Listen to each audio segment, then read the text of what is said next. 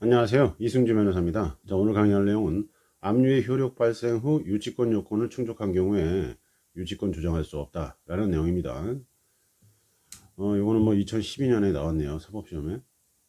보시겠습니다. 갑이라는 사람이 있었고 엑스토지 소유자예요. 자, 그런데 을이 존재하죠. 을이. 엑스토지 위에 갑이 건물을 신축하기 위해서 도급계약을 맺습니다. 2010년 4월 5일 날 건물 신축에 대한 도급계약이 있었고, 그래서 이제 갑은 도급인이 되고 을은 수급인이 되죠. 자, 이 건물을 지게 되면 토지 소유자인 갑이 신축 건물을 소유하기로 이렇게 약정을 했었고, 공사대금도 그 건물 신축 및 인도와 동시에 이행하기로 이렇게 약정을 합니다. 자, 그런데 수급인이 2011년 3월 8일 날 이렇게 완공을 해요. 이렇게 완공을 하면 뭐가 성립하죠? 유치권이라는 게 성립합니다. 공사대금에 대해서 공사대금 채권자잖아요. 을은 공사대금 채권자인데 이 공사대금을 줄 때까지 신축 건물을 을이 점유할 수 있습니다. 완공 시점에 이때 유치권 요건이 충족이 돼요. 자, 이런 상태였는데 이제 갑이 여러 가지로 이제 자금 사정이 안 좋았던 것 같습니다.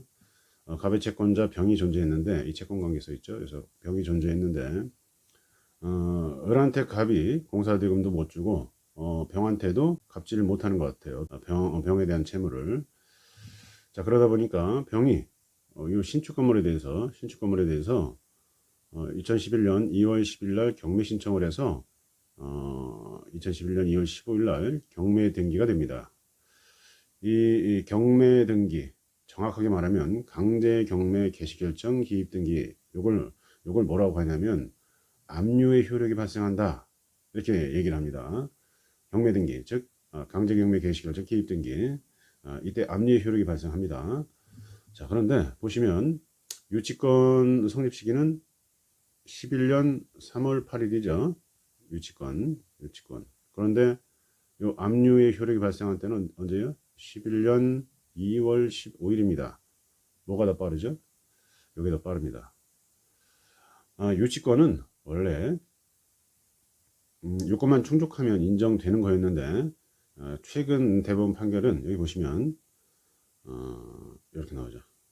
최근이라기보다도 계속적으로 2010년 2014 8493이 요런 판결이 계속적으로 나오는데 경매 개시 결정 기입 등기 이후에 유치권 요건을 충족하면, 보시죠. 경매 개시 결정 기입 등기 이후에 유치권 조건 충족했죠. 이런 경우에는 유치권을 인정하지 않겠다라는 게 대법원 판결입니다. 보신 것처럼 부동산에 관하여 경매 개시 결정 등기가 경도되고 이때 이제 압류 효력이 발생하는데, 제가 강제 경매 개시 결정 기입 등기 이걸 압류 효력 발생한다고 했죠. 자, 이때 압류 효력이 발생하게 되는데 이 뒤에 민사 유치권을 취득했죠. 이렇게. 자, 이런 경우에는 경비질 차인의 매수인에 대해서 거의 유치권을 주장할 수 없다. 이 사안에서는 병이 이렇게 경매 신청을 해가지고 경매 등기를 하고 병 스스로 낙찰을 받습니다. 병에게 유치권자가 대항할 수 없다라는 판결이에요. 그래서 병이 이렇게 보시면 을에게 인도 청구를 하죠. 이게 승소한다는 말입니다. 왜 이렇게 하냐면 원래 유치권은 그냥 요건 충족하면 되는 거였는데 경매 개시 결정 기입 등기라는 건 경매가 진행되는 건데 경매가 되는 시점 이후에 유치권 이렇게 주장하게 되면 허위 유치권 가능성이 굉장히 높습니다. 자, 그 다음에 경매 절차의 안정성, 이런 모든 것을 고려해서 유치권을 좀 제한하겠다라는 생각이 나온 판결이 이 판결입니다. 그래서 중요한 거는 경매 개시 결정 기입 등기, 그죠? 경매 등기라고 하는데 이후에 유치권이 이렇게 요건이 충족이 됐다. 유치권 여러 요건이 있을 거 아니에요? 그러면 이거는 뭐예요? 이 유치권 인정 안 해줍니다. 일단 이렇게 정리하시면 되고. 자, 그래서 압류 효력 발생 후 유치권 요건 충족 시 유치권 주장 불가라는 게 여기서 나오죠. 자, 여기서 이제 하나 더 질문은 뭐였냐면, 여기 보시는 것처럼 차임 상당 금원을 청구할 수 있는지. 뭐 인도 청구는 병이 을에게 인도 청구를 할 수 있죠. 유치권 요건이 충족되긴 했지만, 그죠? 유치권 요건이 충족되긴 했지만 경매 등기 이후이기 때문에 을이 유치권을 주장하는 을이 병에게 대항할 수 없고, 따라서 인도 청구는 이제 병이 이기는데 병은 이제 소유자니까요. 요거 하나 더 보시죠. 이 병이 경매에서 대금 완납할 때 소유권 취득합니다.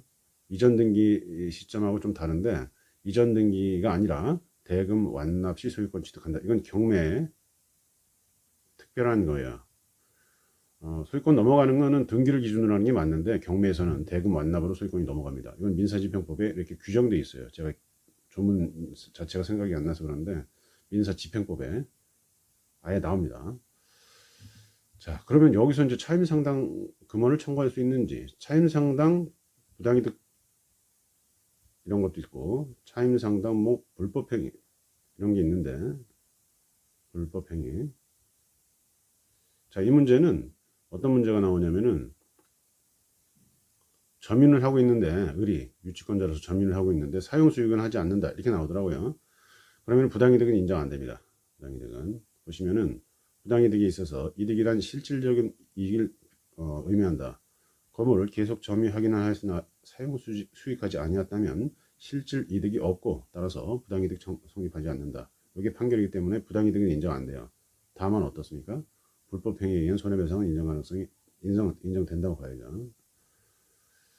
자, 병 입장에서는 이 점유가 유치권도 인정되지 않기 때문에 불법행위가 됩니다. 이 부당이득이 인정되건 불법행위의 손해배상이 인정되건 액수는 거의 같다고 봐야 되는데 근거가 다른 거예요. 부당이득은 인정 안 되지만 불법행위의 손해배상 청구는 인정된다라는 게 이 문제의 결론입니다. 자, 오늘은 압류의 효력 발생 후 유치권 요건 충족 시 유치권이 인정되지 않는다라는 내용에 대해서 알아봤습니다. 감사합니다.